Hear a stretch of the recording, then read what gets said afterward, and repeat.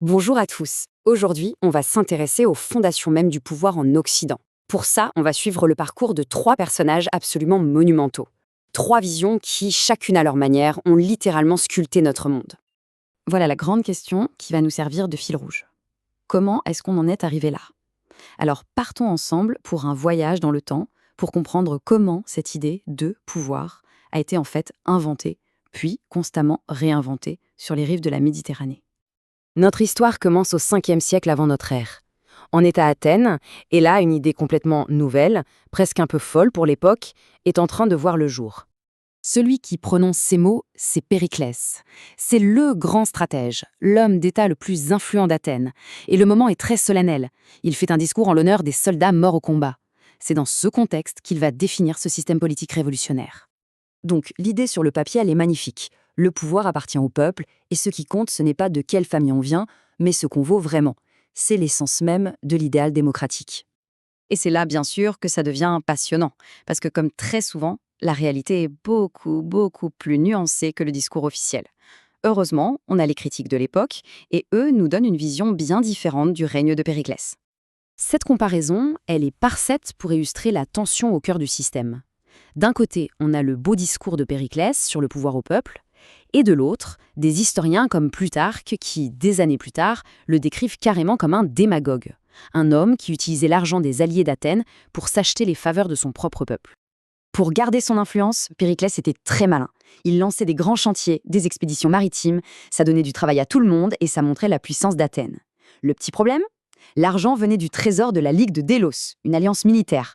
En gros, Athènes se comportait plus comme un empire que comme un simple allié. Et alors, cette fameuse démocratie, ce pouvoir au peuple, de qui parlait-on exactement?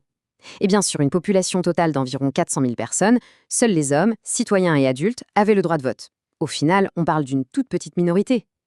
Les failles du modèle athénien vont ouvrir la voie à une vision du pouvoir radicalement différente. Une vision qui va être forgée dans le chaos et la violence des guerres civiles romaines.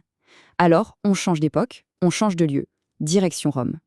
Après l'assassinat de César, Rome plonge dans des décennies de guerre civile. C'est le chaos total.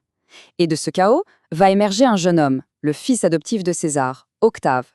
Il va, un par un, éliminer tous ses concurrents jusqu'à devenir le seul maître de Rome. C'est à ce moment-là qu'il prend un nouveau nom, Auguste. Et sa justification officielle, quelle est-elle? Il dit en gros, je garde le pouvoir absolu, non pas pour moi, mais pour vous garantir la paix.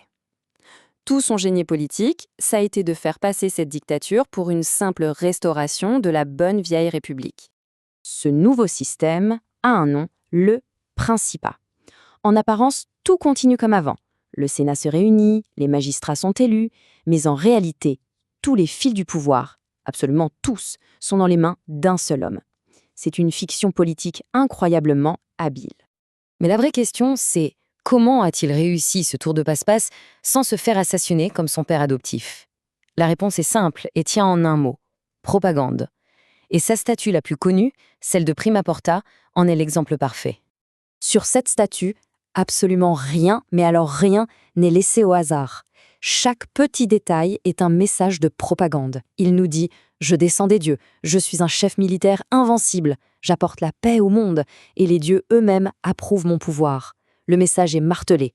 Son pouvoir est non seulement légitime, mais il est aussi une bénédiction. Allez, on fait un bond de 3 siècles dans le futur. L'Empire romain, qui paraissait si solide, est de nouveau en pleine crise. Et c'est là qu'un nouvel empereur va ajouter un ingrédient complètement inédit, révolutionnaire même, à la formule du pouvoir. L'histoire est archi connue. Juste avant la bataille du pont Milvius, une bataille qui va décider de son avenir, Constantin aurait vu un signe dans le ciel avec une promesse. Par ce signe, tu vaincras. Et ce signe, c'était un symbole chrétien. Après sa victoire, qui est totale, Constantin n'attend pas. Il promulgue avec son collègue l'édit de Milan. Et ce texte est un tournant majeur dans l'histoire. Il met fin à des siècles de persécution contre les chrétiens et il instaure la liberté de religion dans tout l'Empire. Et là, attention, c'est un moment de bascule. Ce n'est pas juste de la tolérance religieuse. C'est le début d'une fusion, d'une alliance totalement nouvelle entre le pouvoir de l'empereur et l'autorité d'une religion monothéiste qui est en pleine ascension. Désormais, le pouvoir ne vient plus seulement de la tradition ou de l'armée. Il vient directement de Dieu. Finalement, ces trois hommes, Périclès, Auguste, Constantin, ils n'ont pas juste été des dirigeants. On pourrait dire qu'ils ont été de véritables architectes, des ingénieurs du pouvoir. Ils ont créé des cadres de pensée, des structures qui résonnent encore aujourd'hui. Si on essaye de résumer, la trajectoire est assez fascinante, non? On part de Périclès, qui base sa légitimité sur l'idée du peuple, en tout cas en théorie, puis on arrive à Auguste, qui lui s'appuie sur la force militaire et une tradition républicaine qu'il a complètement remodelée, et enfin, Constantin ajoute une nouvelle source de pouvoir, une source ultime, Dieu lui-même. L'idéal du gouvernement par le peuple, la figure de l'homme providentiel qui ramène l'ordre, ou encore l'autorité qui prétend parler au nom d'une puissance supérieure. Ces trois grands modèles de pouvoir, qui ont été façonnés il y a plus de 2000 ans, sont loin d'être des simples souvenirs. Ils continuent d'inspirer et parfois de déchirer nos sociétés actuelles.